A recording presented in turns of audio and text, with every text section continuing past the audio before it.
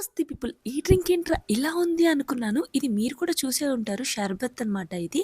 ఇది summer special రెసిపీస్‌లో కొన్ని ఫేమస్‌గా ట్రెండ్ అవుతున్న వాటిలో ఇదొకటి. సరే ప్రిపేర్ చేసేసుకుందామని కావాల్సినయి అన్నీ తెచ్చేసుకున్నాను. చేసుకునే ప్రాసెస్ కూడా చాలా సింపుల్. సో, అందుకని చెప్పి ఐస్ వేసేసుకొని తర్వాత షుగర్ యాడ్ చేసేసుకొని దీన్ని యాడ్ చేసుకోవాలి. దీన్ని ఏమంటారో నాకు తెలీదు. ఇక్కడ నేను నేమ్‌నైతే ట్యాగ్ చేస్తాను చూడండి. తర్వాత మిల్క్ యాడ్ చేసుకోవాలి. అండ్ ఇంకా ఫైనల్‌గా నా ఫేవరెట్ వాటర్ మిలన్ అయితే కట్ చేసేసుకోవాలి. అది కూడా చిన్ని చిన్ని పీసెస్‌గా అయితే కట్ చేసుకోవాలంట. సో, అందుకని చెప్పి మనం చిన్ని చిన్ని పీసెస్‌గా కూడా కట్ చేసేసుకున్నాము. వాటర్ మిలన్ చూడకుండా తినకుండా అయితే నేను అస్సలు ఆగలేను. అందుకనే అనమాట మంచిగా తినేసాను.